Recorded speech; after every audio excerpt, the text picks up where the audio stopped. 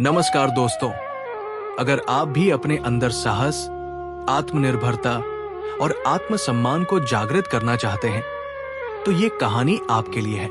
इसे अंत तक जरूर सुनिए, क्योंकि इसमें एक ऐसा संदेश छिपा है जो आपकी सोच बदल सकता है और आपको प्रेरित कर सकता है। साथ ही अगर ये कहानी आपको पसंद आए तो चैनल को सब्सक्राइब करें, वीडियो को लाइक करें और इसे अपने दोस्तों और परिवार के साथ जरूर शेयर करें। आपका समर्थन हमें और भी प्रेरणादायक कहानियां बनाने के लिए प्रोत्साहित करता है। कुंभ मेला भारत की सबसे प्राचीन और भव्य धार्मिक सभाओं में से एक है। हर 12 साल में आयोजित होने वाला ये मेला सिर्फ एक धार्मिक आयोजन नहीं, बल्कि आस्था, आध्यात्म और संस्कारों का महापर्व है। इस मेले में करोड़ों लोग एकत्र होते हैं, एक उद्देश्य के साथ, अपने पापों का प्रायश्चित करने और आत्मा की शुद्धि के लिए। हरिद्वार के संगम तट पर गंगा, यमुना और अदृश्य सरस्वती का संगम इस मेले का मुख्य केंद्र है। यहाँ स्नान करना एक ऐसा अनुभव है जिसे शब्दों में बांधा नहीं जा सकता। ये मेले की भीड़, भक्ति और भव्यता को देखकर हर व्यक्ति का दिल श्रद्धा से भर जाता है। लेकिन इस भीड़ और चहल पहल के बीच एक सच ये भी है कि कुछ लोग इस पवित्रता को भंग करने का प्रयास करते हैं। ऐसे समय में जरूरत होती है साहस, आत्मनिर्भरता और दृढ़ निश्चय की। ये कहानी एक ऐसी ही लड़की की है जिसने न सिर्फ अपनी सुरक्षा सुनिश्चित की, बल्कि ये संदेश भी दिया कि हमें अपने अधिकारों के लिए खड़े होना चाहिए। आर्या, जो जयपुर की रहने वाली थी, अपने माता पिता और छोटी बहन के साथ कुंभ मेले में आई थी। ये उसका पहला कुंभ मेला था और वो बेहद उत्साहित थी।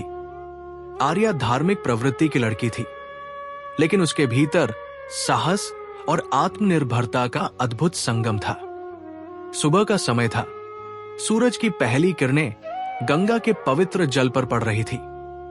ये समय स्नान और ध्यान के लिए सबसे उपयुक्त माना जाता है। आर्या ने अपने परिवार से कहा, मैं थोड़ा आगे संगम के पास जाकर स्नान करूंगी, आप लोग यहीं इंतजार करें। उसके माता पिता ने उसे मना किया, लेकिन उसने आत्मविश्वास के साथ कहा, मैं बड़ी हूं और संभल सकती हूं, चिंता मत करें। आर्या जैसे ही संगम के पवित्र जल में स्नान करने गई, उसने महसूस किया कि उसके चारों ओर भीड़ काफी बढ़ गई है। वो शांत रहकर स्नान कर रही थी। तभी कुछ साधु जो बड़े जटाधारी और भगवा वस्त्रों में थे, उसकी ओर घूरने लगे। उनमें से एक साधु ने धीरे धीरे आर्या के पास आकर कहा, बेटी, तुम्हारी उम्र की लड़कियों को इस तरह अकेले स्नान नहीं करना चाहिए। तुम्हारी सुंदरता यहां मौजूद साधकों का ध्यान भंग कर रही है।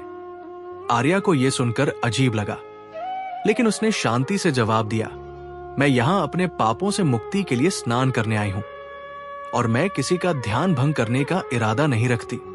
कृपया मुझे अकेला छोड़ दें। लेकिन साधु अपनी बातों से उसे डराने की कोशिश करने लगे।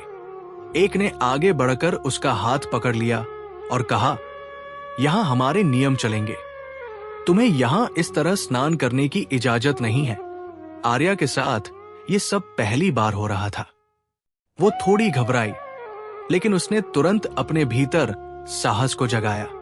उसने उस साधु का हाथ झटकते हुए कहा, मुझे डराने की कोशिश मत करो, मैं तुम्हारे इस दुर्व्यवहार को बर्दाश्त नहीं करूंगी।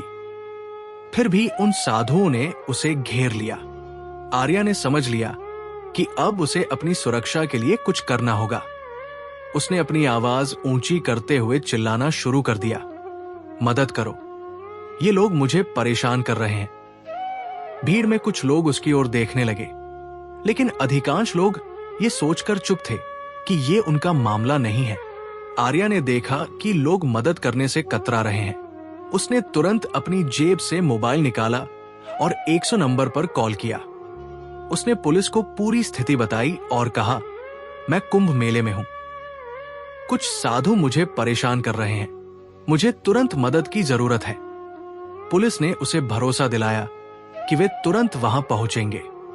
जब तक पुलिस पहुंचती, साधु आर्या को धमकाने की कोशिश करते रहे, लेकिन आर्या ने हार नहीं मानी। उसने वहां खड़े कुछ अन्य श्रद्धालुओं को भी पुकारा और कहा, आप लोग मेरी मदद क्यों नहीं कर रहे? क्या आप अपनी बेटियों के साथ ऐसा होते देख सकते हैं? आर्या की इस बात से कुछ लोग जागरूक हुए और साधुओं को वहां से हटाने की कोशिश करने लगे। कुछ ही मिनटों में पुलिस वहां पहुंच गई। उन्होंने उन साधुओं को तुरंत हिरासत में ले लिया। पुलिस अधिकारियों ने आर्या से पूरी घटना की जानकारी ली और उसे भरोसा दिलाया कि दोषियों के खिलाफ सख्त कार्रवाई होगी। इस घटना ने पूरे मेले में हड़कंप मचा दिया। आर्या की हिम्मत और सूझबूझ की हर कोई तारीफ कर रहा था। मेले के आयोजकों ने भी इस घटना के बाद सुरक्षा को और मजबूत किया। महिलाओं की सुरक्षा के लिए खास इंतजाम किए गए और यह सुनिश्चित किया गया कि ऐसी घटनाएं फिर कभी न हो। आज जब हम महिलाओं की सुरक्षा की बात करते हैं तो यह समझना जरूरी हो जाता है कि साहस का मतलब सिर्फ डर का सामना करना नहीं है। साहस का अर्थ है अपनी परिस्थितियों पर नियंत्रण पाना और अन्याय के खिलाफ अपनी आवाज उठाना। हमारी आवाज हमारी सबसे बड़ी ताकत है। जब भी हमें लगे कि हमारे साथ कुछ गलत हो रहा है, हमें इसे रोकने के लिए आवाज उठानी चाहिए। लेकिन ऐसा करने के लिए हमें अपने भीतर साहस और आत्मविश्वास पैदा करना होगा। डर एक स्वाभाविक भावना है, लेकिन इसे काबू में रखना और अपनी परिस्थिति पर नियंत्रण पाना ही वास्तविक साहस है। ये समझना भी जरूरी है कि समाज में बदलाव लाने के लिए सामूहिक प्रयास की आवश्यकता होती है।